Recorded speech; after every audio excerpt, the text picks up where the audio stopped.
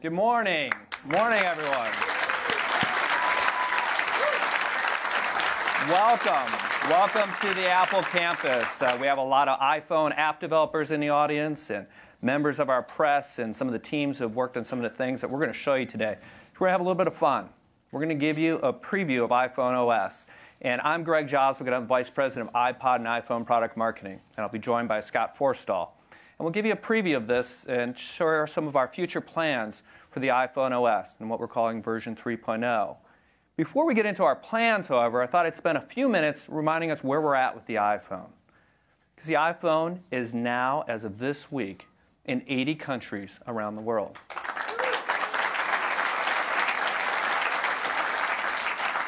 It's amazing because we started less than 2 years ago in one country.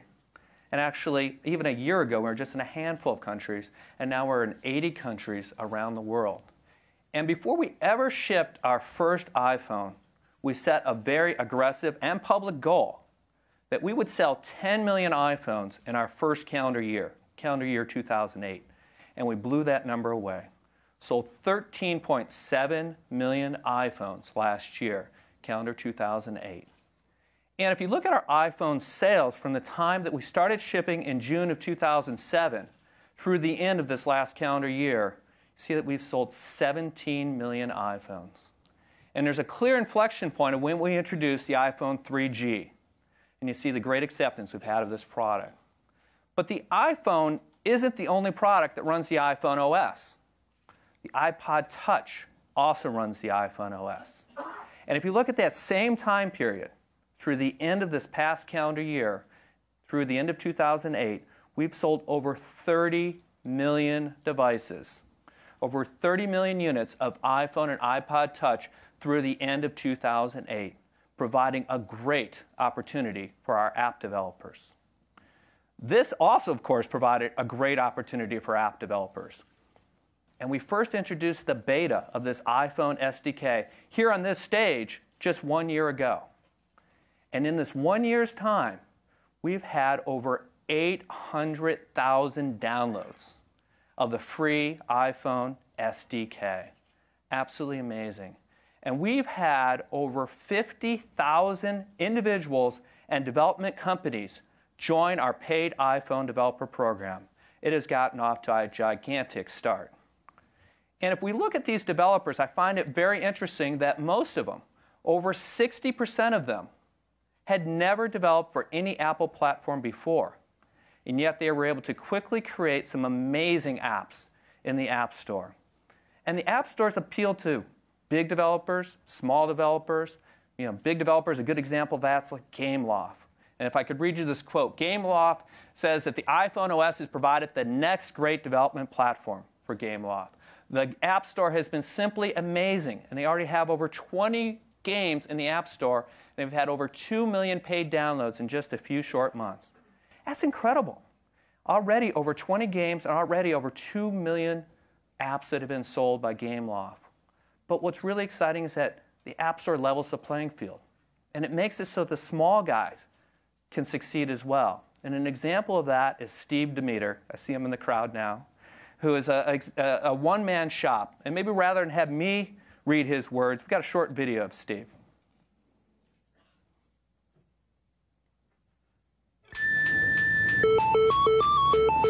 I'm a long-time gamer. I always wanted to do a game. Ever since I was 5, my parents had this Atari 2600 in the basement, and I spent so long just down there trying to figure out those games. For the past 10 years, I've been working in a boring job, and I knew I wanted more than that for myself. So when I first discovered the iPhone SDK, I saw that it was a huge opportunity. I was like, wow, I can do a game on my own terms. The SDK was fantastic. It was an all-in-one, end-to-end tool chain. Apple's saying to you, look, we've dropped this in your hands. Just go and just have fun with it. I did the game from idea to demo in 10 days. I would go to work, get home at 5 p.m., code till 5 a.m., and then go back to work at 8 a.m. And then the App Store launched in June.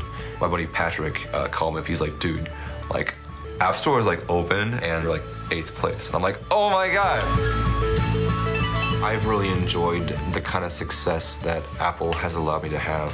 When I got the first payments, it's wired to your account by territory. Canada came in, and then like Japan came in, and then USA came in, and it was like,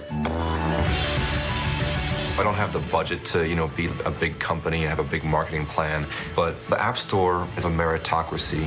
You can be some guy in a garage, and if you're making a game that people really enjoy and has something to offer uniquely, it'll get noticed. I'm Steve Demeter, creator of Trism.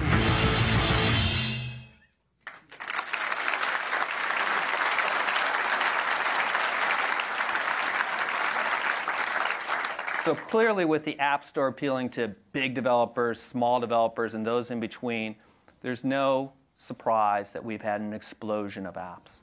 But we've had over 25,000 apps now in the App Store today. Absolutely amazing. And we've certainly have had a lot of curiosity over the App Store submission process. But I'm happy to report that in our most current full month of data, in February, that 96% of apps that were submitted were approved. And we're moving apps through the store faster than we ever have because 98% of those apps were approved in 7 days or less. And of course, the most amazing statistic of all is from our customers. The fact that customers love the App Store, and we now have passed 800 million downloads in the App Store.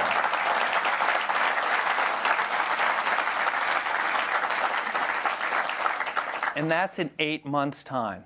800 million downloads. So I have to thank you, the developers, both in the crowd and out there for developing these great apps and giving our customers more than 25,000 more reasons to want an iPhone or an iPod Touch. Thank you very much.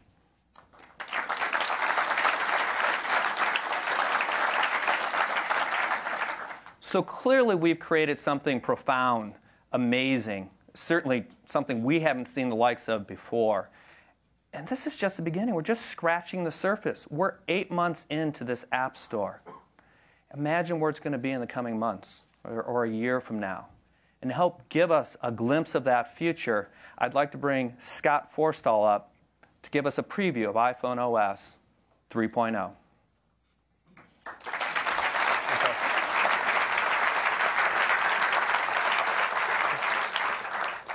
All right, I'm here to tell you about iPhone OS 3.0. Now this is a major update to the iPhone operating system. And that's the operating system that runs on all iPhones and iPod Touches.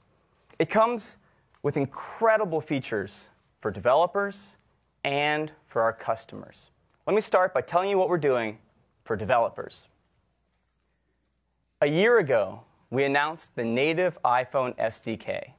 And with it, we enabled developers to use the same native APIs and tools that we use internally to build all of the applications that ship as part of the iPhone. Now, our goal here was to make developers successful. We gave them the best tools and APIs and frameworks ever for building applications. And what they did with this blew us away. As Josh showed, to the tune of over 25,000 apps in 8 months. It's incredible.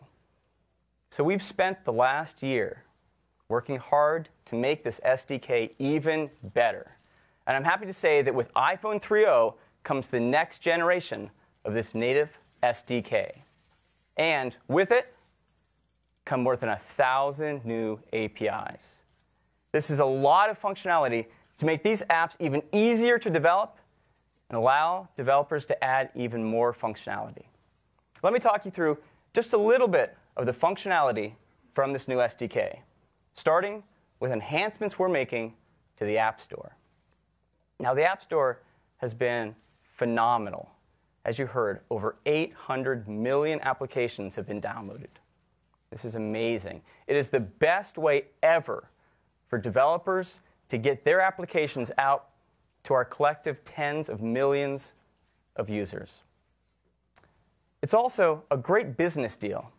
Developers can give their apps away for free, or if they choose, they can sell them. If they sell them, the developer picks the price. 70% of the revenue from that price goes straight to the developer.